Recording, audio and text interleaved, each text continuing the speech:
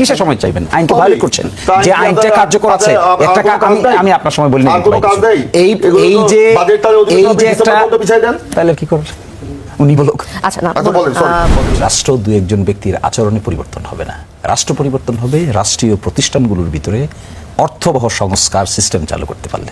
আচ্ছা বলেন, আপনি একা যতই ভালো হন, রাষ্ট্র ফাংশন করবে? কিন্তু 20 কোটি মানুষের দেশ, এই 20 কোটি মানুষকে ফাংশন করানোর জন্য কতগুলো ইনস্টিটিউশন হয়েছে। এই ইনস্টিটিউশনগুলো যদি প্রপারলি ফাংশন না করে, আমি ব্যক্তিগতভাবে যত সহজ সরল জীবনযাপনই করি না কেন, তাতে কি নির্বাচন কমিশন ঠিক হয়ে যাবে? নির্বাচন কমিশন সিস্টেম যদি আপনি ঠিক করতে না পারেন, এই তো কয়েকদিন পরে আসতেছে স্থানীয় সরকার নির্বাচন, আপনি দেখবেন সেখানে কি হয়। যদি নির্বাচন প্রক্রিয়াকে আপনি স্বচ্ছ জবাবদিহিতামূলক সিস্টেমের মধ্যে দাঁড় করতে পারেন, এটা হবে প্রকৃত অর্থে স্টেটমেন্টশিপ। আমি 2-4টি কথা বলে যাই। প্রিন্স ভাই বলেছেন যে ওনারা বলেন নাই গণভোট বাস্তবায়ন করবেন না। ওকে, বলেন নাই, বাস্তবায়ন করেন না কেন তাহলে? যেভাবে বাস্তবায়ন, কিসের সময় চাইবেন? আইন তো ভায়োলেট করছেন। যে আইনটা কার্যকর আছে, একটা আমি আপনার সময় বলিনি, এই যে একটা, তাহলে কি করার উনি বলুক। আচ্ছা না, এই যে কিভাবে বাস্তবায়ন হবে, এই বাস্তবায়ন প্রক্রিয়ার কথাটা যেখানে বলা ছিল, এটাকে তো ভায়োলেট করে ফেলেছেন। স্বেচ্ছায় ভায়োলেট করেন আর ক্ষমতার কারণে ভায়োলেট করেন। ভায়োলেট করে ফেলেছেন, এটা তো ভায়োলেট করার কথা না আপনার। ভায়োলেট করে এখন আপনি বলছেন আমরা করব, হলো না তো কথাটা। সেকেন্ড প্রশ্ন হলো, কমিটিতে নাম দিতে হয় প্র্যাকটিস। ওকে, কমিটিতে নাম দিতে হয় প্র্যাকটিস, সংবিধান সংশোধন কমিটিতে নাম দিতে হয় প্র্যাকটিস। এই যে আদেশের মাধ্যমে যে প্রক্রিয়ার কথা বলা ছিল, এটা তো ইভেট করে ফেলেছে ওই কমিটি। এটাকে সংবিধান সংস্কার পরিষদ গঠনের কমিটি। সংবিধান সংস্কারের প্রশ্ন যখন আসছিল, তখন বিচার বিভাগ পৃথকীকরণে আপনাদেরই এক দলীয় সংসদ সদস্য তারাও আসলে একমত ছিলেন বিএনপির সাথে, যে বিচার বিভাগ পৃথকীকরণ এখনই ঠিক হবে না, এটা অনেক ক্ষেত্রে হয়তো বা কিছুটা কৌশলগতভাবে অনেক কোনো একটা ঝামেলা তৈরি হতে পারে, এমন একটা কথা এসেছিল। এই বিষয়ে কোনো মন্তব্য করতে চান? মন্তব্য করব, অবশ্যই করব। আরেকটা কথা বলেছেন যে বিএনপিকে জনগণ ম্যান্ডেট দিয়েছে। ওকে, উই অ্যাডমিট, ইয়েস, বিএনপিকে জনগণ ম্যান্ডেট দিয়েছে। গণভোটে মানুষ ম্যান্ডেট দেয়নি তো, দুটো ম্যান্ডেট দিয়েছে, রাইট? একটা বিএনপিকে দিয়েছে আর একটা গণভোটে ম্যান্ডেট দিয়েছে। আপনি বিএনপির ম্যান্ডেটটাকে উচ্চকিত করছেন, গণভোটের ম্যান্ডেটটাকে কেন করছেন না?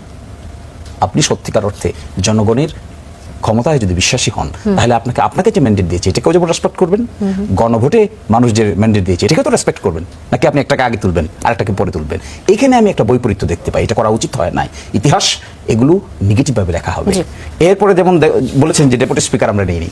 আচ্ছা বলেন তো, ডেপুটি স্পিকার সংস্কারের কথা কি বলা আছে?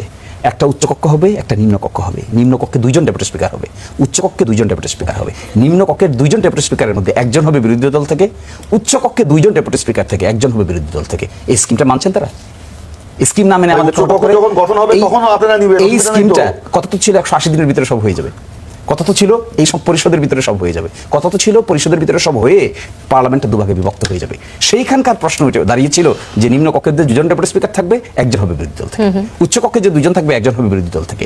সেই স্কিমের ভিতরে না গিয়ে আপনি আপনার ও দয়া এবং অনুকম্পা যখন দেখাতে চাইবেন, যারা এই সংস্কারের জন্য দীর্ঘদিন ধরে পরিশ্রম করেছে, কাজ করেছে, ঐকমত্য করেছে, বিএনপি রেফারেন্ডামের প্রস্তাব দিয়েছে, বিএনপি তো দিয়েছে রেফারেন্ডামের প্রস্তাব, আমরা তো দিইনি তারা বাস্তবায়ন করবে। আপনি কত সময় দিতে চান? এইটাই ভুল হচ্ছে। আমি সময় দেওয়ার কেউ, আমি শিশির মনির সময় দেওয়ার কেউ, ব্যক্তিগতভাবে না, দলীয়গতভাবে আপনাদের সেটা অবস্থান থাকবে। জামাত সময় দেওয়ার কেউ, রাষ্ট্র সংস্কার আন্দোলন সময় দেওয়ার কেউ, এনসিপি সময় দেওয়ার কেউ। সময়টা দিয়েছে তো আইন, আইনে তো বলা আছে সময় কতদিন। এই সময় কি জামাত চেঞ্জ করতে পারবে? রাষ্ট্র সংস্কার আন্দোলন চেঞ্জ করতে পারবে? এনসিপি চেঞ্জ করতে পারবে? বিএনপি চেঞ্জ করতে পারবে? দেখেন, আইনটা থাকা সত্ত্বেও আইনটা আপনি মানছেন না কেন এটা? আর আপনি যে প্রশ্ন আমাকে করেছেন বিচার বিভাগের সচিবালয় নিয়ে, বিচার বিভাগের সচিবালয়তে এস্টাবলিশ হয়ে গেছিল, সিনিয়র সেক্রেটারি নামে একজনকে অ্যাপয়েন্টমেন্ট দেওয়া হয়েছিল এবং ফাংশন করছিল।